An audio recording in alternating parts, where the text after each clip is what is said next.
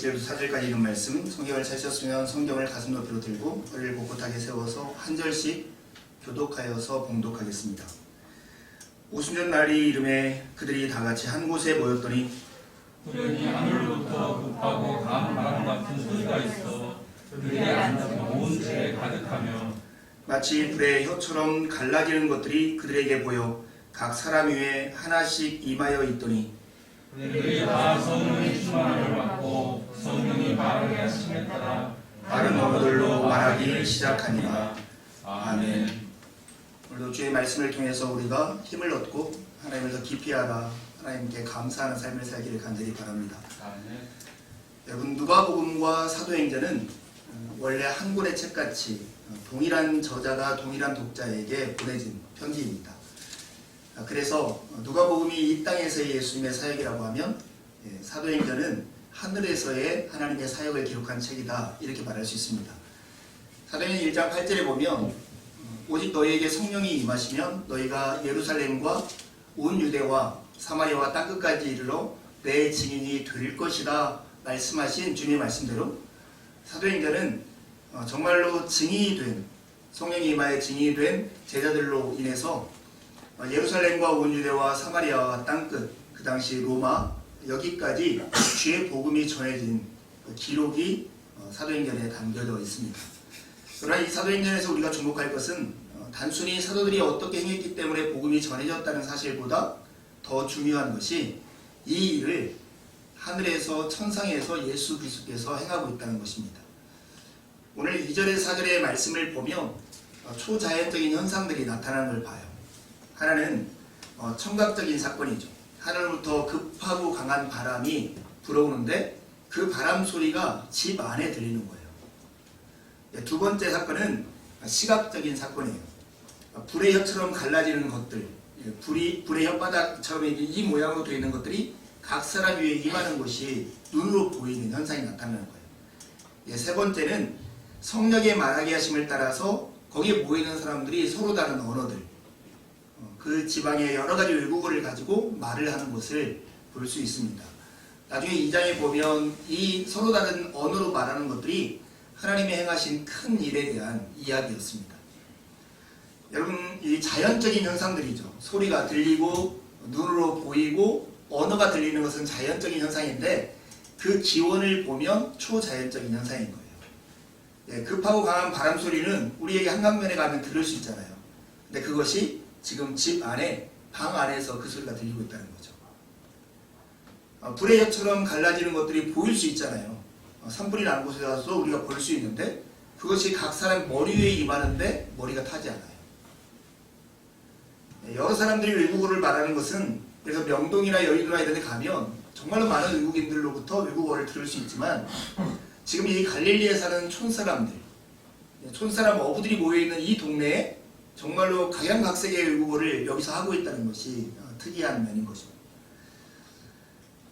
예수님이 이 땅에서 살아계시면서 행했던 안전뱅이를 일으키시고 눈을 볼 수 없는 사람을 뜨게 하시고 심지어 죽은 사람을 살리신 이런 여러 가지 사건들은 그냥 단순히 어떤 기적을 일으키는 데 목적이 있지 않고 예수님이 누구이고 예수님이 지금 무슨 일을 하려고 하는가, 이것을 나타내려고 하는 사인, 곧 표적이었어요.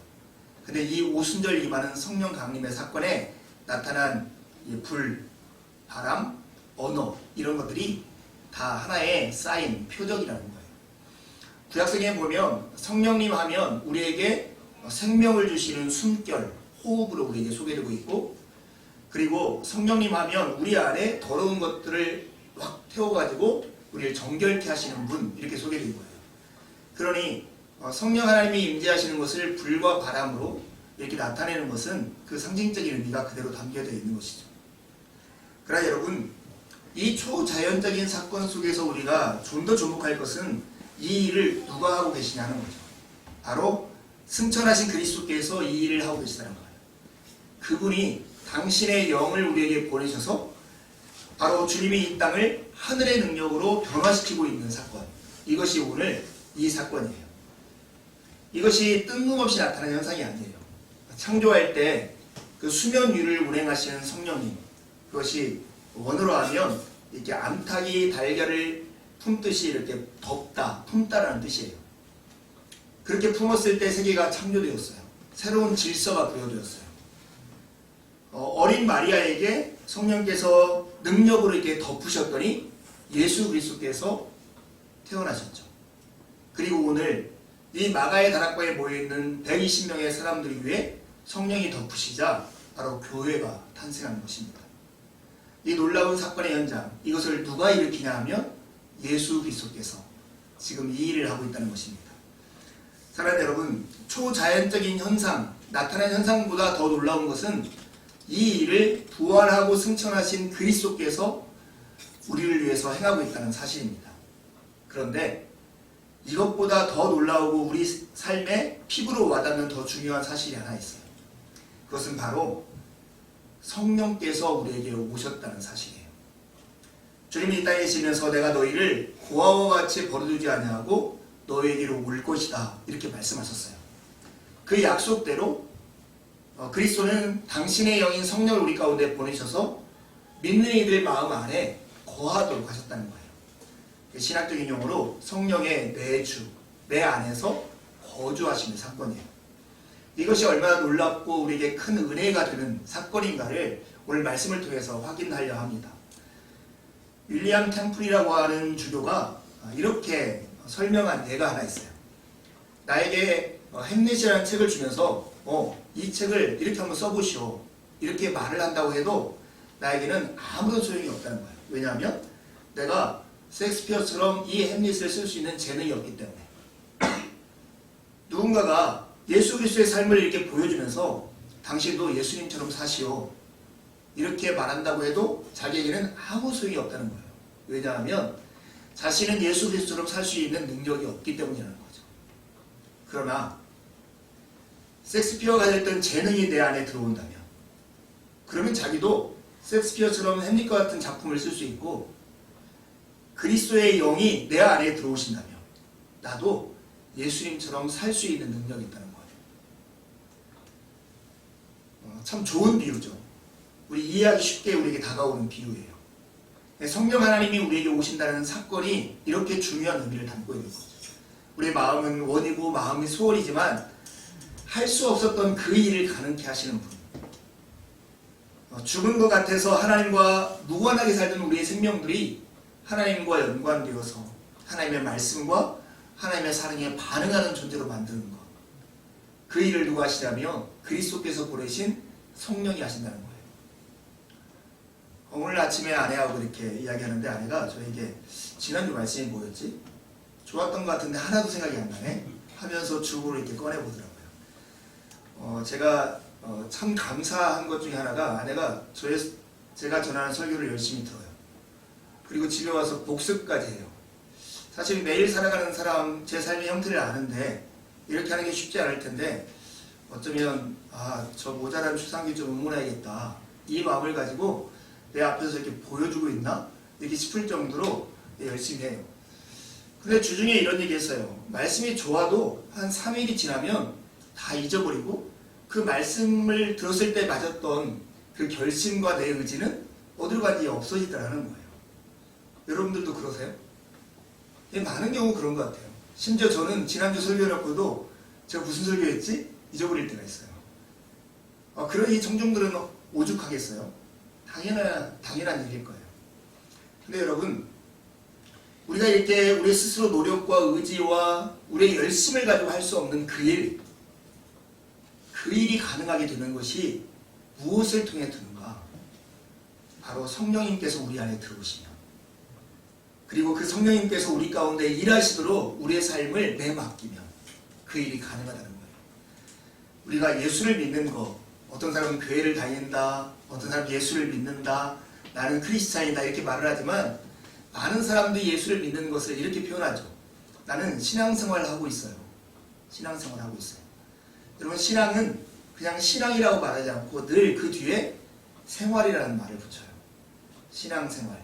그것은 신앙생활은 생각을 가지고 하는 게 아니고 삶을 가지고 한다는 거예요. 더불어 신앙이라고 하는 것은 나 혼자 하는 게 아니라 늘 사도행전에서 말하는 것처럼 교회와 성령과 더불어 하는 것이 신앙생활인 거예요. 내가 하나님 앞에 바치고자 하는 마음, 내가 하고자 하는 그 의지를 가능케 하시는 분이 성령님이시고 그 일을 더불어서 함께 걷는 자가 교회인 것입니다. 오늘 사도행전 2장 1절 4절에 나오는 이 초자연적인 사건, 이 뒤에 숨어져 있는 그리스도의 사역, 그리스도의 사역의 결과로서 우리에게 임한 성령 하나님이 우리 가운데 내주하고 있는, 믿는 자들 가운데 거하고 있다는 이 사실의 복됨을 오늘 이 말씀을 통해서 확인하며 성령님과 더불어 우리 시대에 예수 그리스도처럼 살아가는 여러분이 되기를 바라요. 맥루한이라고 하는 학자가 매체는 곧 메시지다 하는 유명한 말을 남겼죠. 어떠한 틀이라고 하는 게, 형식이라고 하는 것이 그 자체로 메시지를 담고 있다고 하는 거예요. 그래요. 오늘 이 성령이 강림하신 이 날이 어느 날이냐면 오순절 날이에요. 오순절 날에 성령이 임했다고 하는 이 형식, 이 매체 자체가 메시지를 담고 있어요. 예, 오순절 할 때 오순이라고 하는 말은 우리가 사실은 잘 알고 있는 말이에요. 우리가 한 달 나눌 때 상순, 중순, 하순 할 때 그 순자가 열흘을 뜻하는 말이거든요.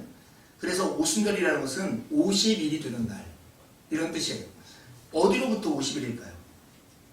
하나는 6월절이 끝나고 7일 동안 무교절을 지키는데 무교절 끝날로부터 50일을 세어서 지키는 날이 오순절이에요. 어떤 다른 의미로는 초실절 다음에 50일이라고 해요. 초실절이란 뭐냐면 이게 보리를 심었는데 보리에서 이삭이 나온 거예요. 첫 번째 이삭 나온 그 무더기를 이렇게 잘라가지고 하나님께서 우리에게 주셨다는 의미에서 요제 이렇게 흔들면서 하나님께 감사를 드리는 게 초실절이에요. 이 초실절 다음으로 50일이 되는 날이 오순절 날이라는 거죠. 그런데 중요한 건 뭐냐면 이 오순절 날이 보리 추수를 마치는 날로 보리 추수를 마감하면서 감사하는 날이에요. 교회를 오래 다니시는 분들, 그러나 우리 교회에서는 잘 지키지 않는 맥추 감사절 좀 아세요? 맥추 감사라는 게 보리를 추수하는 날을 감사하는 거잖아요. 이 오순절을 다른 말로 맥추절이라고도 성경에 기록되어 있어요. 근데 이날은 보리를 추수하기를 마침하고 그 다음에 추수할 준비, 밀을 추수할 준비를 하는 날, 이 날이 바로 이 오순절인 거죠. 그러니까 오순절이라는 것은 무엇인가를 추수하는 기쁨과 추수할 것에 대한 기대를 품고 있는 날이 이 오순절 날이냐. 그런데 이스라엘 백성들이 이 오순절을 지킬 때 단순히 추수의 감사만 담고 있지 않았어요. 더 중요한, 그들에게 더 의미를 부여하는 한 가지 사건이 있었는데 그것은 율법을 수여받은 것을 기념하는 날이었어요. 우리로 8.15와 같은 날이 이스라엘 백성에게는 6월절이에요. 그들이 이집트에서 400년 동안 종살이 하다가 해방된 것을 기념하는 날이 6월절이죠. 6월절로부터 한 달 정도를 걸어서 이동한 곳이 바로 시내산이었어요. 시내산 아래서 우여곡절 끝에 하나님이 적어주신, 돌판에 새겨주신 10계명을 받은 날, 그것이 6월절로부터 50일쯤 되는 날이었어요. 그래서 그들은 오순절 날에 늘 기념하는 것이 무엇이었냐면 하나님께서 우리에게 율법을 주셔서 우리와 하나님 사이에 어떻게 살아야 할 것인가를 가르쳐줬다는 것을 감사하며 되뇌이는 날이었어요. 오순절, 이 매체가 안고 있는 것은 무엇인가를 추수하는 날이고 하나님의 법을 받는 날이에요. 그런데 오늘 성령 강림이 그 일이 이루어지는 거죠. 이 오순절 날 성령께서 강림하신 그 결과로 이 사도행전 2장 끝에 보면은 3,000명의 사람들이 주님께 돌아오는 영적 추수의 사건이 일어나요. 그뿐만 아니라 구약성경에 예고된 것처럼 하나님께서 우리에게 새 마음을 주시고 이 새 마음에 하나님의 새로운 법을 새겨주셔서 오만하고 교만하여서 하나님이 말씀하여도 듣지 않던 이스라엘 백성들이 하나님의 말씀에 기쁘고 즐거이 순종할 수 있게 만들겠다고 하셨는데 그 일을 새 영을 부어주셔서 그 일을 하시겠다고 말씀하셨어요. 새 마음, 새 법, 새 영을 부어주는 사건이 바로 이 오순절 날, 마치 율법을 돌에 새겨주신 그 날에 우리의 마음에 하나님의 새 법을 새겨주고 계시다는 거죠. 오순절에 성령이 강림했다는 이 사건이 가지고 있는 그 귀한 의미가 여기에 담겨져 있습니다. 사랑하는 여러분, 존 스토트라고 하는 목사님이 이렇게 얘기했어요. 하나님이 우리를 향해서 가지고 있는 뜻은 우리가 그리스도처럼 되는 것이다. 그리고 우리로 하여금 그리스도처럼 되게 하는 하나님의 방법은 뭐냐면 우리 안에 성령으로 충만케 하시는 것이다. 예수를 믿는 것의 궁극적인 목표, 그게 뭘까요? 우리가 예수를 그리스도를 믿었어요. 우리가 믿은 다음에 정말로 하나님의 소원대로 다 이루어졌다면 우리의 궁극적인 모습이 어떤 모습일까요? 한마디로 하면 그리스도처럼 되는 거예요. 예수님의 인격을 담고, 예수님의 실력을 담고, 예수님의 긍휼을 담고, 예수님의 사랑을 담고, 예수님의 지혜를 담고, 예수님의 헌신을 담고, 이것이 그리스도인이 예수를 믿어서 이루는 최상의 목표인 거예요. 근데 이 일이 어떻게 이루어진다고요? 성령이 우리 가운데 부어짐으로써 이루어진다는 것입니다. 성령께서 오셨다는 사실은 우리가 하나님의 자녀로서 그리스도처럼 되어가는 긴 여정의 첫 단추, 첫 걸음과 같은 것입니다. 그러기에 성령이 우리 가운데 오셨다는 이 사실이 얼마나 복되고 영광스러운지 몰라요. 만약에 성령께서 우리에게 오시지 않았다면 우리는 제자가 될 수도 없고 진리를 깨달을 수도 없고 그분을 닮을 수도 없고 그분을 누구인가 증언할 수도 없을 것입니다. 그런데 성령께서 우리에게 오셨습니다. 여러분, 그렇다면 이 성령께서 오셔서 우리 가운데 무슨 일을 하고 계실까요? 이것이 정말 우리가 알아야 이 성령 하나님과 보조를 맞춰서 걸을 수 있지 않겠습니까? 예수님께서는 이 성령을 보내시면서 성령님에게 또 다른 별명을 하나 지어주셨어요. 그게 뭐냐면 보혜사라는 거예요. 익숙하지 않은 단어이죠. 영어 성경에는 헬퍼, 때로는 컴포터, 이렇게 지어서 이렇게 번역을 해놨습니다. 우리 성경에 이 보혜사라고 하는 이 단어는 성경에 쓰여져 있는 헬라어로 보면 파라클레토스라고 하는 단어예요. 이 파라는 무엇과 함께, 무엇 곁에서, 이런 뜻이에요. 클레토스는 돕는 자, 변호사, 이런 뜻을 가지고 있는 단어예요. 파라클레토스라고 하는 것은 우리 곁에 서서 우리를 돕는 분, 이것이 보혜사예요. 근데 예수님께서 성령을 뭐라고 별명을 지어 불렀냐면 또 다른 보혜사. 그렇다면 원래 보혜사가 있다는 거잖아요. 그 보혜사는 누구셨을까요? 바로 예수 그리스도예요. 예수님께서 제자들 곁에 서서 제자들을 도우시고 그들을 보호하시고 변호하시고 그들을 살피셨죠. 그런 것 같은 예수님의 역할을 이 땅에 오셔서 하실 그리스도의 영, 그것도 우리 아래 내주하시면서 그 일을 행하실 분, 그분이 누구신가? 그분이 바로 성령님, 파라클레토스라는 거예요. 그 성령님께서는 오늘도 우리에게 우리 곁에 서서 우리를 돕는 자 중에 계신 분이십니다. 우리 신앙의 선배들이 사도신경과 함께 우리의 신앙의 고백을 요약해서 고백한 내용 중에 대표적인 것이 니케아 신경이에요. 니케아 신경은 이 성령 하나님에 대해서 이렇게 고백해요. 생명을 주시는 하나님, 생명을 주시는 하나님. 보혜사로서 성령께서 우리 가운데 오셔서 행하시는 가장 중요한 일, 그것이 무엇이냐면 우리에게 생명을 주시는 일.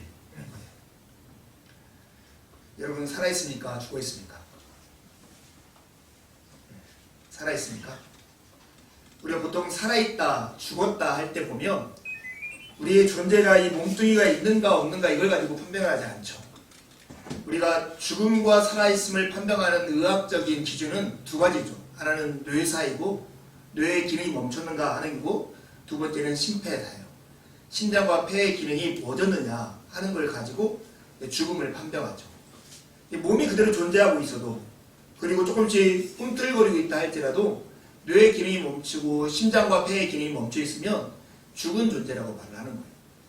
우리는 우리 삶을 살아 움직이게 만들어가고 있는 힘, 그게 생명이잖아요.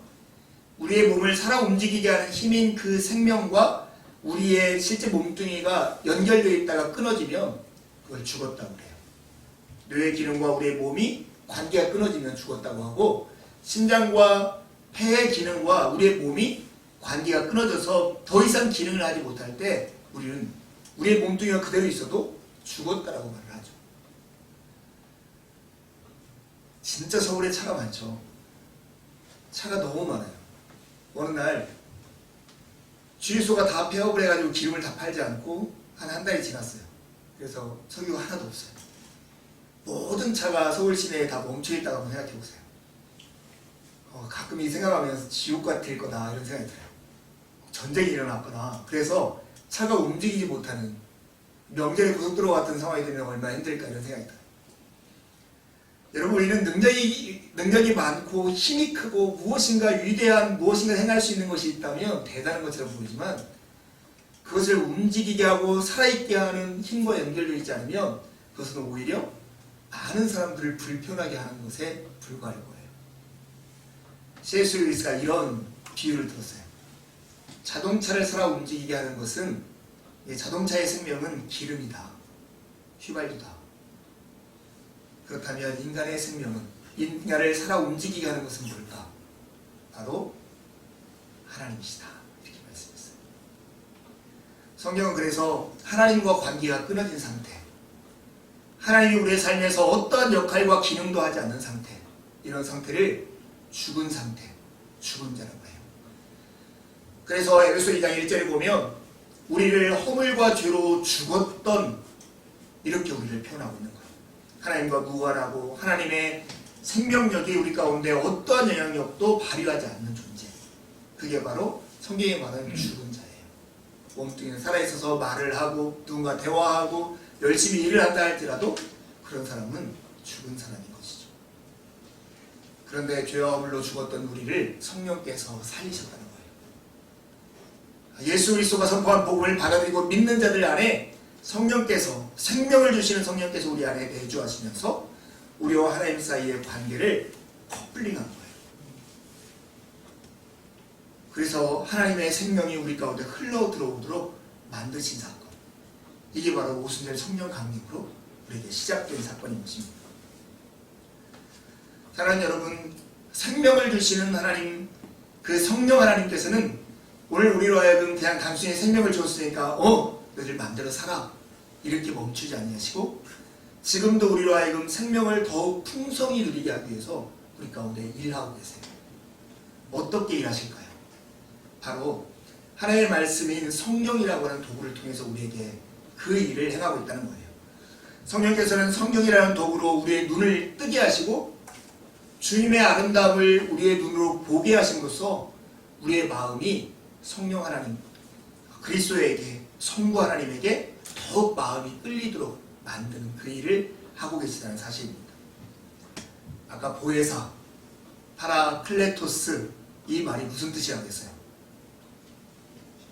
곁에 서서 우리를 돕는 분.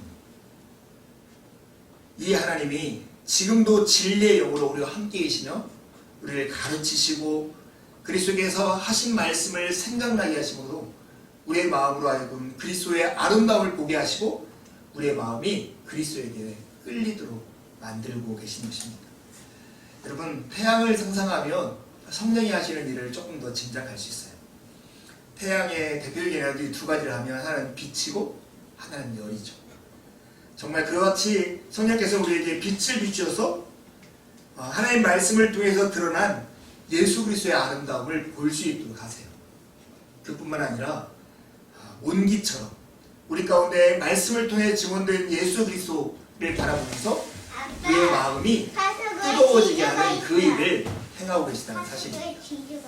해를 보면서 우리가 빛과 우리가 열기를 보면서 정말로 이 태양빛 안에서 무엇인가를 보고 그 따뜻함을 느끼는 것처럼 성령 하나님께서 우리 가운데 일하시는 그 일로 인해서 그리스도의 아름다움을 보고 그리스도의 아름다움에 우리의 마음이 끌리는 일들이 우리의 삶의 현실 가운데 드러나는 것입니다. 저는 예전에 로마서 8장 26절, 우리가 아직 연약하지만 성령이 말로 다 할 수 없는, 말로는 표현할 수 없는 탄식으로 우리를 위해서 간구하신다는 이 말씀 때문에 한동안 마음이 뜨거워진 적이 있어요. 거기에 보면 영어 단어로 grow이라고 하는 게 이렇게 마음에 신음소리를 내다, 끙끙 앓다, 이런 뜻이에요. 그러니까 우리가 무엇인가 필요한데 기도할 바조차도 알지 못하는 거예요. 인간이 빌 바를 알지 못하는 우리를 위해서 성령께서는 말로는 표현할 수 없는 끙끙거리심, 그 신음소리를 내면서 간구를 하는 거예요. 그러면 어린아이의 신음소리를 들으면서 그 엄마가 어린아이의 피를 알아채듯이 사랑하는 사람의 그냥 눈물을 보면서 그 속사정을 아는 연인처럼 성령의 이 끙끙거림을 보면서 성부 아버지께서 우리를 향한 그 마음을 이해하시며 우리 기도에 응답하신다는 사실입니다. 저는 이 말로 다할 수 없는 탄식으로 우리를 간구하신다는 이 말씀 때문에 성경을 읽다가 멈추고 한동안 그것 때문에 마음이 뜨거워진 적이 있습니다. 성령께서는 성령이라는 도구로 지금도 우리의 눈을 뜨게 하시고 그리스도의 아름다움을 보게 하셔서 우리의 마음이 그리스도께로 끌리게 하는 그 일을 행하고 있는 것입니다. 사랑하는 여러분, 또 다른 보혜사이신 성령께서는 지금 여러분 곁에 서서 여러분을 돕고 계십니다. 그리스도를 더욱 많이 생각하도록 하고 그분을 점점 더 닮아가도록 하고 그렇게 함으로써 나에 대한 집착은 작아지고 주님에 대한 사랑은 더욱 커지도록 만드는 그 일을 행하고 있습니다. 제가 일주일 동안 살면서 되게 분주하구나 하는 것을 이렇게 다른 사람의 목소리를 통해서 깨닫게 되었어요. 어떤 목사님이 놀러와가지고 얘기하는데 저에게 이런 질문을 뜬금없이 했어요. 목사님, 날마다 출근하세요? 출근이요? 저는 있을 곳이 없어서 늘 여기 오는데요? 이렇게 말을 했거든요. 내가 보니까 하루 일과를 보니까 아침 5시 반까지 교회 와서 새벽 예배하고 여기서 그냥 지내다가 오후 6시나 7시쯤 집에 가는 거예요. 그리고 저녁 먹고 이렇게 가족들 같이 모여 성경 읽고 그리고 잠깐 운동하고 이렇게 씻고 자는 거예요. 그게 제 일상이더라고요. 그러니까 어디 가려고 해도 그 일상에 딱 맞춰져 가지고 다른 일을 하지 못하고 있다 하는 생각이 들었어요. 분주하구나 이런 생각이 들어요. 여러분은 어떻게 살고 계세요? 좀 여유가 만만하십니까?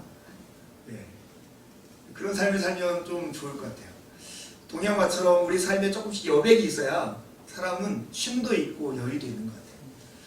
근데 여러분은 어떻게 생각하실지 모르겠는데 제가 관찰하고 이해하는 걸로 보면 우리의 삶에 쉼이 없는 이유 중에 하나가 뭐냐면 우리 마음이 나에 대한 생각으로 너무나 꽉 차 있기 때문에 그런 것 같아요. 내 미래, 내 소유, 사람들이 나를 어떻게 평가할까, 나의 외모, 나의 가능성, 이것에 대해서 내 마음이 꽉 차 있어서 다른 것들이 들어올 수도 없고 내 생각이 쉴 수 없게 만드는 그런 일이 있는 것 같아요. 현대의 그 문화, 이 문명을 그 대표적으로 나르시시즘이라고 이야기할 때가 참 많아요. 자기의 이 물결에 비친 자기를 보면서 감탄하는 그 모습처럼 자기의 사랑으로 너무나 충만된 사회가 현대 사회인 것 같아요. 이것의 단점이 뭐냐면 하나님이 우리 안에 들어올 수 있는 공간이 없어요. 우리 이웃이 들어올 수 있는 공간과 자리가 없어요. 그러니 하나님께서 우리 가운데 목표로 하는 하나님을 사랑하고 이웃을 사랑할 수 있는 삶의 마당이 열리지 않는 거예요. 우리 마음을 나에 대한 생각을 좀 걷어내야 그 빈자리에 하나님과 이웃이 거할 수 있는 공간이 생기거든요. 여러분의 마음의 공간을 그림으로 한번 그려보세요. 얼마나 나로 충만한지, 얼마나 이웃들과 하나님이 거할 수 있는 공간이 있는지를 그려볼 필요가 있는 것입니다. 찰스 스펄전이라고 하는 1800년대를 산 목사님이 이 글에 이렇게 써놓은 걸 보면서 제가 사실은 깜짝 놀랐어요. 우리 시대의 이야기인 것처럼 느껴져서 그래요. 자기에게 몰두하고 있는 우리의 시선을 돌려서 그리스도를 바라보게 하는 것은 항상 성령께서 하시는 일이다. 그러나 사탄의 일은 이와 정반대라는 거예요. 이와는 정반대다. 사탄은 우리로 하여금 끊임없이 그리스도 대신에 우리 자신에게 몰두하도록 한다. 스펄전은 계속해서 이렇게 얘기해요. 우리가 우리의 기도, 우리의 행동, 우리의 감정을 살피고 있으면 결코 행복을 찾을 수 없다. 우리의 돈, 우리의 직업 이 얘기를 하는 게 아니에요. 스펄전 목사님은 우리의 기도, 우리의 행동, 우리의 감정, 우리가 나름대로 거룩하고 귀하다고 생각하는 이것들조차도 이것들만 살피고 있으면 결코 행복을 찾을 수 없다는 거예요. 여러분 잘 들어보세요. 우리 영혼에 안식을 주는 물음은 이것이 아니고 이것이라는 거예요. 우리 영혼에게 안식을 주는 물음, 내가 어떤 사람인가 하는 물음은 우리에게 안식을 주셨다는 거예요. 그리스도가 누구신가 하는 질문만이 내게 안식을 주시다는 거예요. 우리가 무슨 질문을 하고 살아가는가, 어떤 질문을 하고 살아가는가를 우리를 되돌아볼 필요가 있는 것입니다. 사탄을 단번에 이기고 하나님과 평화를 누리고자 한다면, 그래서 예수님을 바라보라고 우리에게 권면합니다. 사랑하는 여러분, 성령 하나님께서 우리 가운데 오셔서 생명을 주시고 그 생명을 더욱 풍성하게 누리기 위해서 오늘도 성경이라고 하는 말씀을 통해서 우리의 눈을 뜨게 하시고 우리로 하여금 그리스도의 아름다움을 보게 하셔서 우리의 마음이 그리스도에게 끌리게 하시는 그 일을 하고 있습니다. 여러분, 오늘 우리가 읽은 말씀 중에 참 중요한 내용을 제가 말씀을 준비하면서 느꼈어요. 1절, 2절, 3절, 4절 모두에 그들이라고 하는 말이 나와요. 이 그들은 누구냐면 오늘 성령이 누구에게 임했는가 하는 것의 대상이에요. 성령 하나님이 누구에게 임했냐면 그들에게 임했어요. 그런데 그들은 어떤 사람들입니까? 주님을 따르는데 성공한 사람들이었을까요? 아니요. 성공하기는커녕 오히려 철저히 실패한 사람들이었고, 지금 마가의 다락방에 모여서 두려움에 떨고 있고 어떻게 해야 할지 알 못해서 그곳에 모여서 기도하고 있던 사람들, 주님을 따르는데 실패하여서 자격이 없음이 확인되었을 뿐만 아니라 주님의 십자가 앞에서는 다 도망가 있던 비겁한 사람들이었고, 그리고 이제 무슨 일을 하려고 했더니 정말로 무기력했고 절망적이었던 그 사람들 위해 오늘 성령께서 임하셨습니다. 이것이 우리에게 소망인 거죠. 우리는 예수님을 따르는데 날마다 실패하고 실수하고 오늘 온전하지 못한다 할지라도 그들을 위해 임하신 성령은 오늘도 우리 가운데 우리 안에 내주하시면서 우리를 통해서 일하고 싶어 하신다는 사실입니다. 로이 에슨이라고 하는 신학자가 성령 충만을 이렇게 설명했어요. 성령 충만은 우리의 신실함에 대한 보상이 아니라 우리의 실패에 대한 하나님의 선물이다. 성령 하나님은 실패한 이들을 위한 하나님의 선물이십니다. 그러기에 오늘 성령 하나님에 대한 소망, 그분께서 우리 가운데 충만하시기에 대한 기대를 가지고 오늘 우리가 살 수 있는 것입니다. 여러분, 더 놀라운 건 한 가지는 이거예요. 하나님께서 이 실패한 자들에게 은혜를 주시는데 그냥 돈 몇 푼을 주거나 먹을 것 얼마를 주는 그 일을 하시지 않았다는 거예요. 하나님의 은혜는 우리에게 주는 영적인 용돈이 아니라는 거예요. 하나님이 그들에게 실패한 자들에게 주신 은혜는 바로 하나님 자신이신 성령 하나님을 주고 계시다는 사실입니다. 이것이 신자가 가지고 있는 정말 특권이고 얼마나 놀라운 영광인지 말로 표현할 수 없습니다. 이렇게 성령을 우리에게 보내셔서 믿는 자들 안에 거하게 하신 하나님께서 바울 사도를 통해서 하신 명령이 이거예요. 성령으로 충만함을 받으라. 너희 안에 있는, 내재에 있는 성령 하나님께서 너희 안에서 역사하시도록 너희 자신을 주관하도록 맡겨드리라. 이게 바로 성령으로 충만함을 받으라 하신 말씀입니다. 에베소 5장 18절에 보면 술에 취하지 마십시오. 거기에는 방탕이 따릅니다. 성령의 충만함을 받으십시오. 술을 드셔보신 분들은 이 느낌 아시죠? 술을 먹으면 내 의지와 내 판단을 술에게 넘겨줍니다. 그러면 술이 내 삶에 내 몸을 이렇게 움직이죠. 그러면서 우리에게 대가를 줘요. 그 뭐냐면 술 때문에 오는 술 기운이 주는 즐거움을 우리에게 줘요. 근데 술 기운이 주는 그 즐거움 끝에 나오는 결과는 뭐냐면 좋은 삶이 아니라 늘 싸움과 다툼, 갈등, 여기로 이어지는 방탕함이 일어나는 거죠. 이것과 딱 대리적으로 성령의 충만함을 받으라고 해요. 술에게 술 기운에 너의 삶과 의지를 넘겨주는 대신에 하나님의 기운에 성령께 우리의 의지와 우리의 삶을 맡겨드리라는 거예요.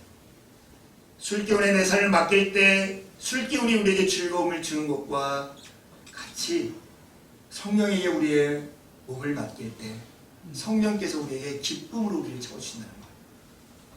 그러나 술기운이 주는 즐거움에 취하다 보면 우리의 삶은 방탕한 곳에 흐르게 되지만 성령의 기운에 취해서 그 기쁨으로 살아가는 사람들은 성령의 열매를 맺는 삶으로 결과지어질 거예요. 사랑과 희락과 화평과 자비와 온유와 양성, 오래 참음, 이런 것들이 우리의 삶의 결과로 나타나는 것입니다. 사랑하는 여러분, 회개하고 예수 그리스도의 이름으로 세례를 받은 자들은 성령을 선물로 받은 자들입니다. 그들에게는 우리가 의식하고 인식하지 못한다 할지라도 성령께서 내주하고 계십니다. 이제 여러분, 우리에게 주어진 책임은 뭐냐면 성령으로 충만해지는 것이에요. 성령께서 우리 가운데 일하도록 우리의 삶을 맡겨드리고 의지하는 것입니다. 그렇게 은혜롭게 들었던 말씀이 3일 만에 잊어졌다고요? 그리고 그 말씀대로 살려고 했더니 안 된다고요? 그 질문의 답은 뭐냐면 성령으로 충만함을 받으라는 거예요. 성령께서 여러분들 가운데 일하시도록 여러분을 맡겨드리는 거예요. 예전에 배웠던 기도의 방법 중에 하나가 손바닥 기도예요. 여러분들 손을 이렇게 내밀어보세요.